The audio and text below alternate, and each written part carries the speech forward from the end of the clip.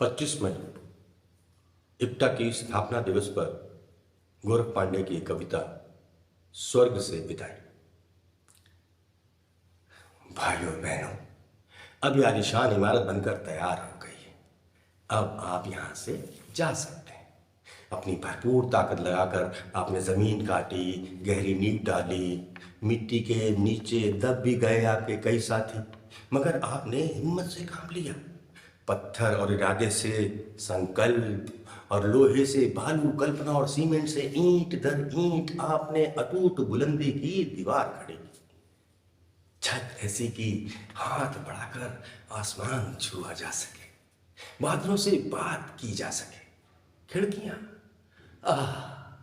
क्षितिज की थाह लेने वाली आंखों जैसी, दरवाजे शानदार स्वागत, अपने घुटनों, बाजुओं और बरूनों के बल पर सैकड़ों साल टिके रहने वाली ये जीती जागती इमारत तैयार की।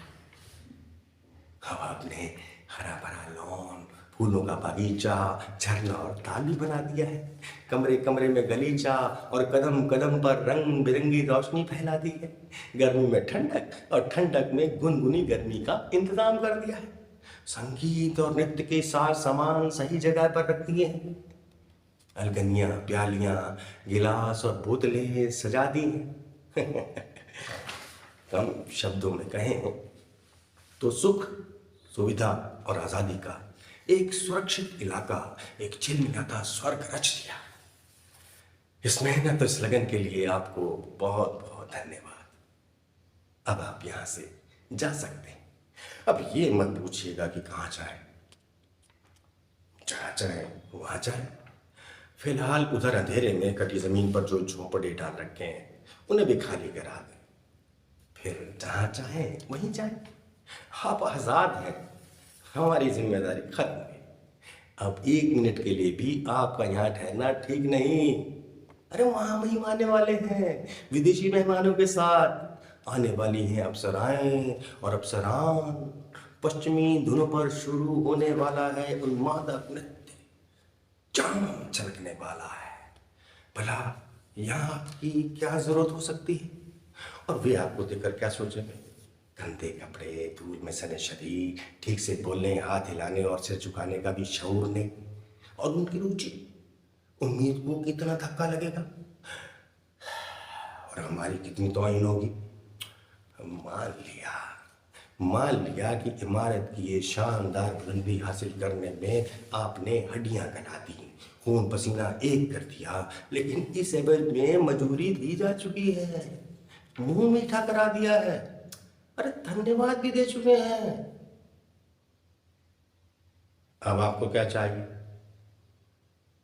आप यहां से टल नहीं रहे हैं। आपके चेहरे के भाव भी बदल रहे हैं। शायद अपनी इस विशाल और खूबसूरत रचना से आपको मोह हो गया है। इसे छोड़कर जाने में दुख हो रहा है। ऐसा हो सकता है। मगर इसका मतलब ये तो नहीं कि आप जो कुछ भी अपने हाथों से बनाएंगे वो सब आपका हो जाएगा। इस तरह तो ये सारी दुनिया आपकी होती, और फिर हम मालिक लोग कहाँ जाते?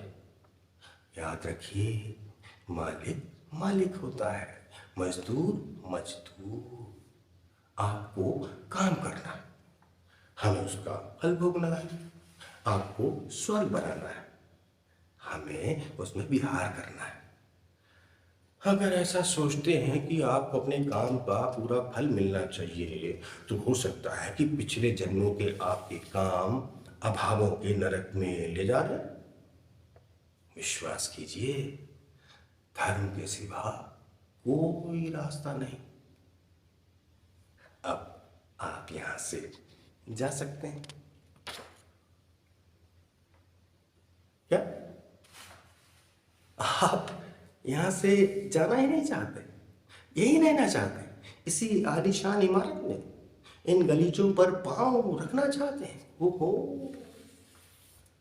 ये तो लालच की हद है, सरासर अन्याय है, कानून और व्यवस्था पर सीधा हमला है, दूसरों की मलकियत पर कब्जा करने और दुनिया को उलट पलट देने का सबसे बुनियादी अपराध है।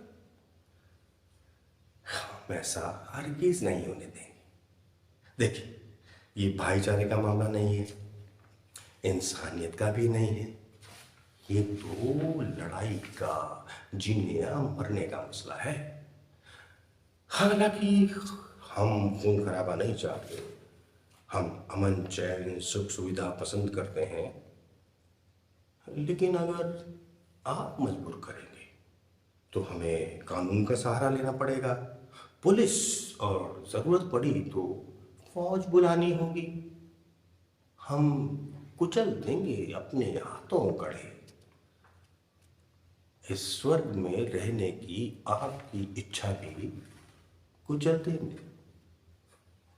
वरना जाइए, टूटते जोड़ों, उजाड़ आंखों की आंधियों, अंधेरों और सिसकियों की मृत्यु, गुलामी और अभावों की अपनी बेदरो दीवार दुनिया में चुपचाप वापस चले जाइए।